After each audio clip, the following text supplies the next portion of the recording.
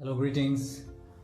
We just met an Avadhut here on the streets of Kumbakonam, which is on Swami Malai, situated in Kumbakonam, Tamil Nadu, South India. And yesterday night also we spent a couple of hours in his vicinity meditating at his place.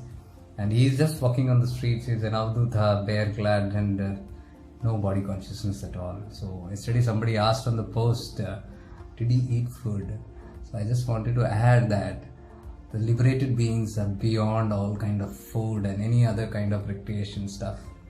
They don't need anything for themselves. They are just existing for the people. That's all they are here to elevate people, whoever are connected to them. And they are already out of this bondage, and so they are just walking bare nude, and they are very bare nude. They don't have any rituals, they don't have any customs, they don't have any traditions. They are completely off everything. They only know one thing, and that is the source, because they are connected to the source. And that's one of my main reasons for traveling to Jiva Samadhis and meeting the divine personalities like Avadhootas who are liberated, because they are out of no bondage. And yesterday, while I was sitting at his feet there and meditating, I remembered my Gurudev, because so many things of his was matching. When he goes into deep samadhi, the state, the whatever gestures we can see through these limitations, the bodily gestures and the deep falling into deep consciousness and remaining in that state, aloof of all body awareness. This all reminded me of my Gurudev, whom I missed terribly yesterday while in this presence, but all I could see was the divine presence is just one. I mean, the experience is almost experientially the same, because they are connected to the same source. They have nothing else to give or take. There are thousands of people coming, not thousands here, in dozens people are coming, and coming with a lot of various desires and various wishes, and they are aloof from everything. They are just witnessing everything. They are just watching everything, like dekh tamasha dekh duniya ka. So with some people he's staring, with some people he's silent, with some people there are gestures of smiles, and with some there are no talks at all.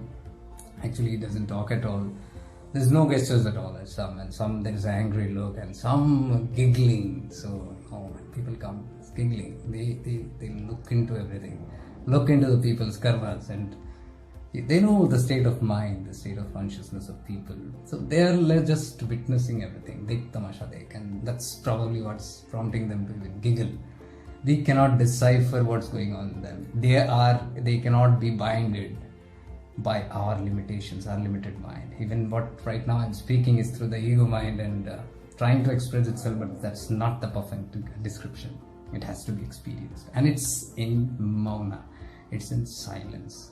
Whenever you are next to a liberated being, you automatically become silent, because when we speak, it's coming from the mind and from the heart, like what my Gurudev always taught me. When the moment you move from here to here, you just experience. It's only experience, and it's placed from here.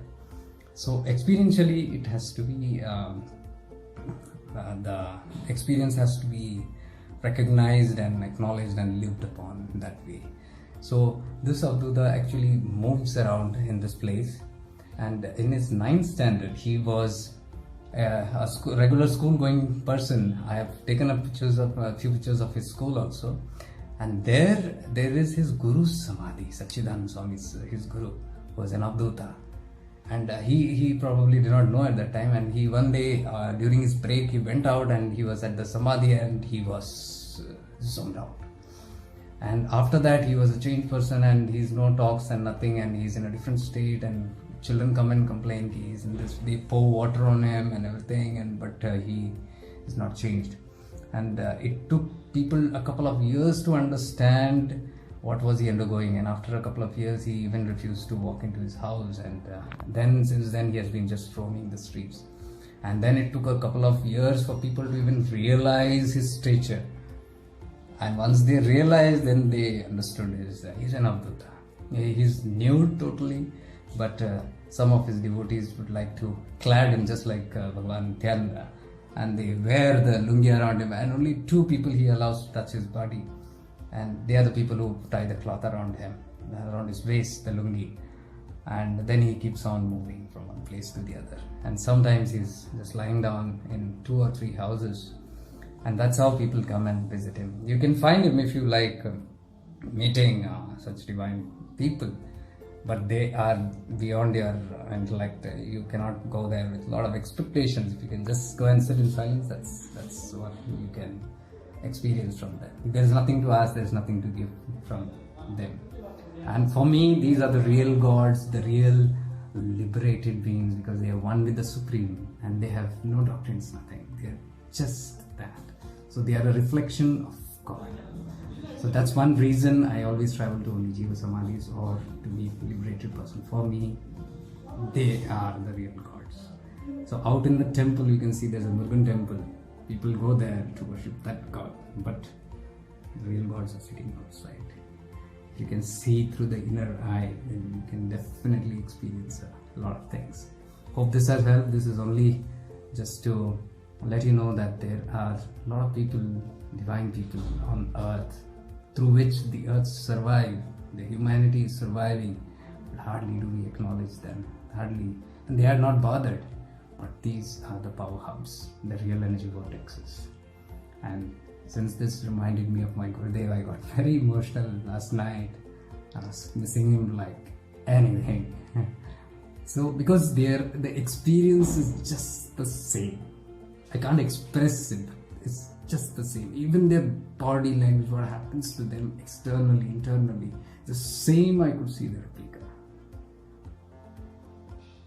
I have no more words. Stay blessed, guys.